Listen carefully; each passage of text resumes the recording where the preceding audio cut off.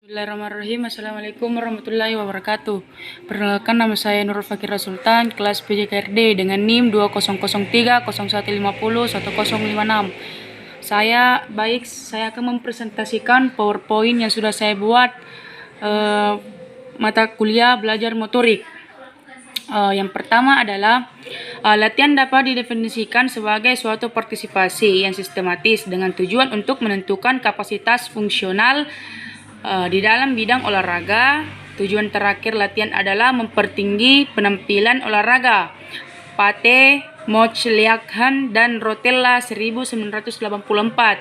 Ini adalah PowerPoint yang slide 1. Kemudian kita lanjut PowerPoint nomor 2. Dapat dikatakan bahwa metode latihan adalah suatu cara yang sistematis dan terencana yang berfungsi sebagai alat untuk meningkatkan fungsi fisiologis, psikologis, dan keterampilan gerak.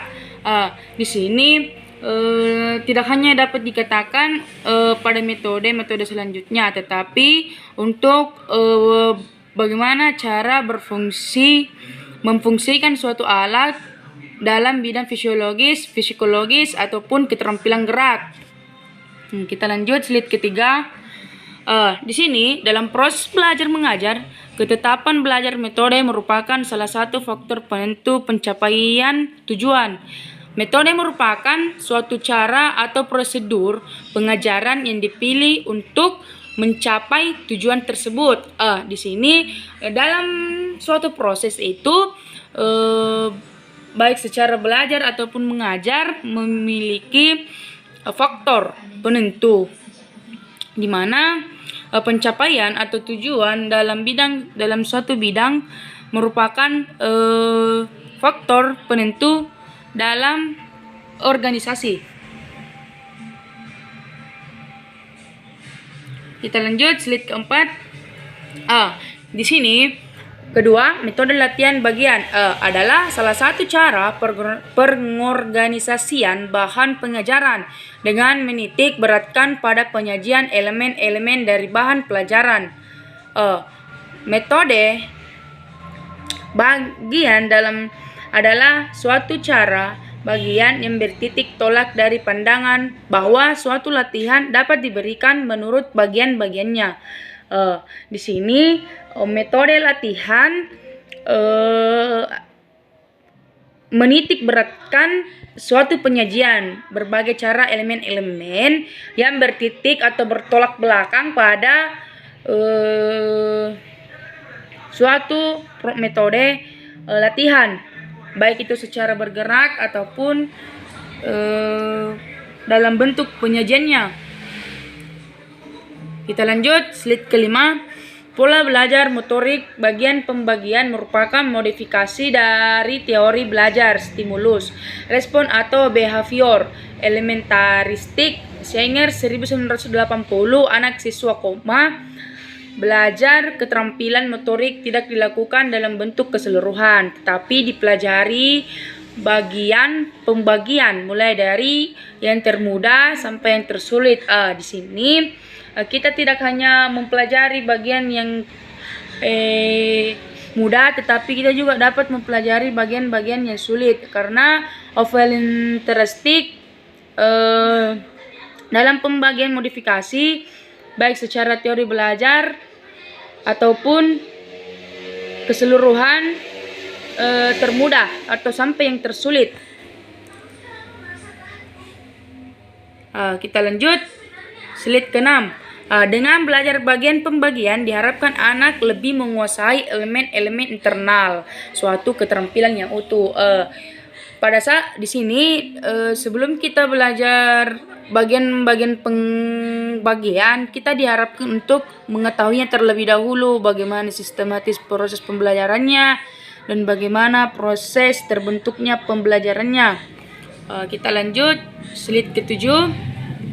Di sini 3, metode latihan keseluruhan adalah metode yang menitik beratkan keutuhan dan bahan pembelajaran yang ingin disampaikan.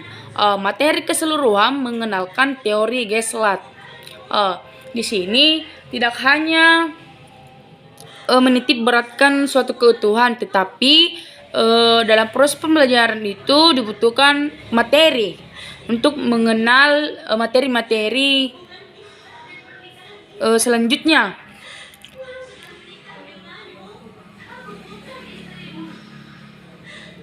Kita lanjut 8. Belajar yang mengacu pada teori Gestalt adalah belajar dengan melihat pola organisasi bagian-bagian ke dalam suatu keseluruhan yang berada di dalam suatu situasi permasalahan. Selain itu, dapat mengamati stimuli dalam keseluruhan yang terorganisasi. Di sini belajar yang banyak mengacu pada sistematis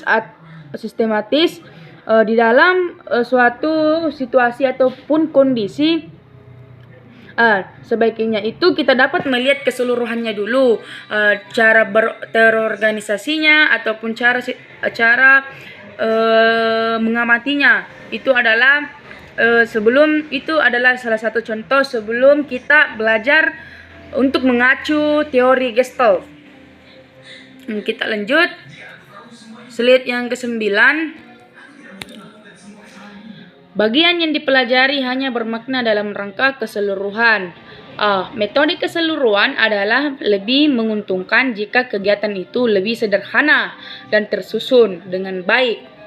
Pada pengamatan metode keseluruhan selalu tertuju pada keadaan sederhana, keadaan seimbang, keadaan yang stabil, dan segala kejadian mempunyai tujuan. Di sini dapat saya ketahui bahwa bermakna adalah rangka keseluruhan suatu metode, baik di mana membutuhkan keseimbangan atau membutuhkan keadaan atau bahkan lebih membutuhkan kejadian, di mana keseimbangan sangat dibutuhkan dalam proses pembelajaran. Lalu pengamatan, kecerdasan ataupun sebagainya. Itu adalah salah satu contoh pembentukan stimulus. Kita lanjut slide yang ke-10. Konsep belajar keseluruhan dalam mempelajari keterampilan motorik merupakan modifikasi dari teori kognitif atau kognitif holistik Singer 1980. Ide dasar teori ini adalah siswa mengorganisasi respon atau persepsinya ke dalam pola atau bentuk keseluruhan dan pemecahan masalah menggunakan insting dan 1984. Di sini konsep belajar keseluruhan dalam keterampilan motorik itu merupakan mengorganisasikan respon atau persepsinya, baik itu dalam mempelajari keterampilan motorik ataupun mempelajari metode pembelajaran lainnya. Baik, kita lanjut slide yang ke-11. Dengan demikian dapat dinyatakan bahwa pendekatan dalam belajar keseluruhan dilaksanakan di mana untuk menguasai suatu rangkaian gerakan secara keseluruhan sekaligus dipraktikkan sebagai keseluruhan pula. Di sini keseluruhan dibutuhkan dengan keseluruhan, sekaligus dibutuhkan secara dipraktikkan, maksudnya itu pendekatan harus melalui belajar melalui dari keseriusan melalui keseluruhan. Ini adalah salah satu contoh dalam pendekatan dan belajar keseluruhan. Kita lanjut slide ke-12. 4. Mazet praktif.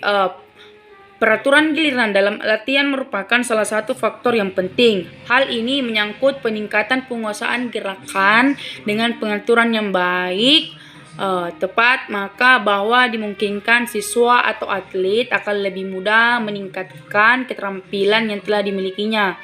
Di sini wajib untuk siswa ataupun atlet melakukan latihan, baik itu dalam sebelum pertandingan ataupun turnamen, dan memiliki faktor-faktor pun yang menyangkut tentang penguasaan suatu gerakan.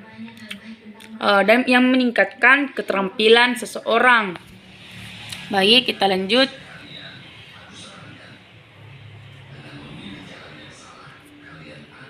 Slide ke-13. Method practice adalah prinsip pengaturan giliran dalam latihan, di mana dengan model ini setiap atlet diberi instruksi mempraktekkan secara terus-menerus selama waktu latihan. Contoh, seorang potensi sedang latihan dengan program harus melakukan servis tanpa selang istirahat. Di sini pengaturan atau giliran dapat dalam latihan itu harus memiliki selang waktu yang sangat banyak supaya latihannya pun juga memaksimalkan penampilannya, baik itu menggunakan selang waktu ataupun selang dan tanpa menggunakan selang istirahat. Ini adalah salah satu contoh peningkatan suatu waktu. 5. Distributed practice adalah prinsip pengaturan giliran dalam latihan, di mana diadakan pengaturan waktu untuk latihan dengan waktu untuk istirahat secara berseling-seling. Di sini dipertimbangkan waktu istirahat sama pentingnya dengan waktu untuk latihan. Di sini disamakan itu waktu istirahat dan waktu latihan. Misalnya 3 jam latihan, 3 jam istirahat, 3 jam latihan, 3 jam istirahat. Kita lanjut. Slide terakhir adalah 6 latihan mental, menjelaskan bahwa kecakapan teknik dapat juga ditingkatkan dengan mental rehearsal, mengulang kembali dengan mental, dengan mengamati orang lain atau dengan cara pelaksananya gerakan itu. Baik, terima kasih. Wassalamualaikum warahmatullahi wabarakatuh.